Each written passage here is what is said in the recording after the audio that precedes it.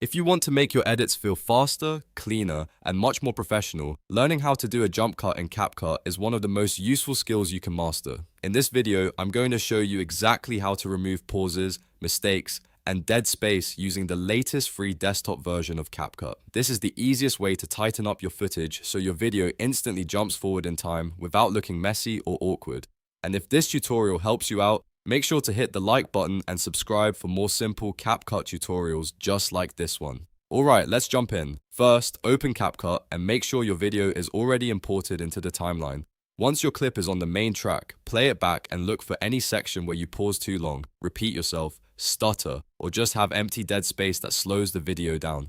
This is usually the part you want to remove when creating a jump cut. Now move your timeline playhead to the exact beginning of the section you want to cut out. Precision matters here, because the cleaner your cut is, the more natural your final edit will look.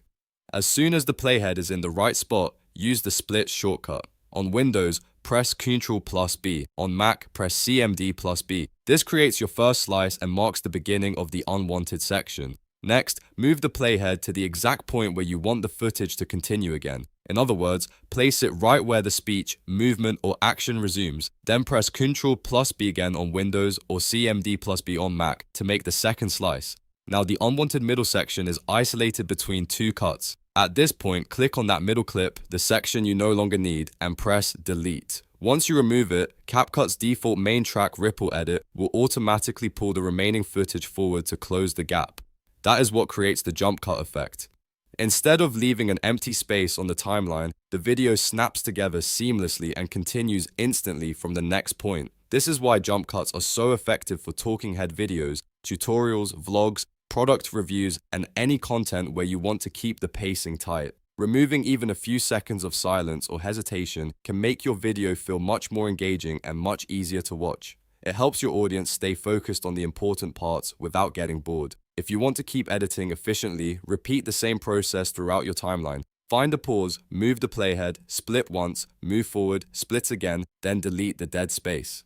Do that across the entire clip until your video feels smooth, fast, and polished. You can zoom in on the timeline if you need more accuracy, especially when you're cutting out short stumbles or very small pauses. A great tip is to listen for breaths, filler words, repeated sentences, and any sections where your energy drops. Those are often the best places for jump cuts because they make your delivery feel more confident and direct. The goal is not just to remove footage, but to keep the viewer's attention moving forward. Once you're done, play the video back from the beginning and check the flow. If any cut feels too abrupt, you can always go back and trim it a little more carefully.